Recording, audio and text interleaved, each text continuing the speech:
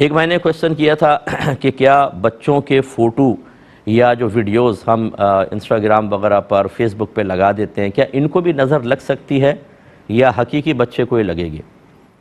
دیکھیں، چونکہ نبی کریم صلی اللہ علیہ وسلم کے دور مبارکہ میں نہ تصویریں تھیں اس طرح کی لگانے کا رواج تھا، نہ فوٹو وغیرہ تھے، تو اب ہم حدیث سے تو براہ راست استدلال کر کے نہیں کہہ سکتے کہ ان کو بھی لگتی ہے کہ نہیں۔ اب یہاں پر قیاس ہوتا ہے، ایک باطنی وجدان ہوتا ہے، بعض اوقات جب کوئی مسلسل مسائل بیان کر رہا ہو تو اللہ تعالیٰ کی طرف سے الہامات ہوتے ہیں، ان تمام کی روشنی میں محسوس یہ ہوتا ہے کہ نظر لگ سکتی ہے۔ اگر بچہ زندہ ہے مثال کے طور پر، اس کی آپ نے پک لگا دی تو بچے اس تصویر کو کوئی دیکھے گا تو اس کے اثرات بچے تک بھی پہنچ سکتے ہیں۔ یہ ہو سکتا ہے کہ جیسے، کیونکہ یہ روحانی چیزیں ہوتی ہیں، اگر بچہ سامنے ہو، کوئی دیکھے، اس کو نظر لگ جائے، یہ بھی کوئی فزیکلی چیز تو نہیں ہے، اس نے کوئی تھپڑ نہیں مارا، اس نے کوئی چیز اٹھا کر نہیں ماری، لیکن دیکھا اور بچہ بیمار ہو گیا، تو پھر یہ چیزیں تصویر کے ذریعے بھی منتقل ہو سکتی ہیں۔ تو لہذا بہرحال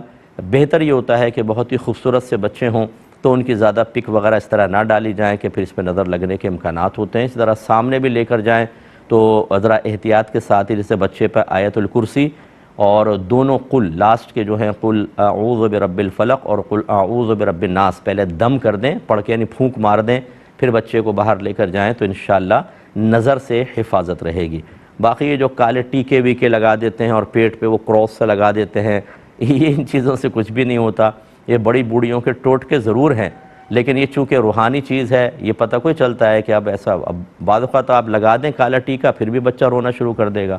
ہمارا تو تجربہ ان چیزوں کے، آپ بھی گھر والے جو ہیں، جو بڑی بوڑھیاں ہیں، وہ اس بات کو تسلیم کریں گی۔ تو اس لیے وہ طریقہ اختیار کریں جو ہمارے نبی کریم صلی اللہ علیہ وسلم کا طریقہ ہے۔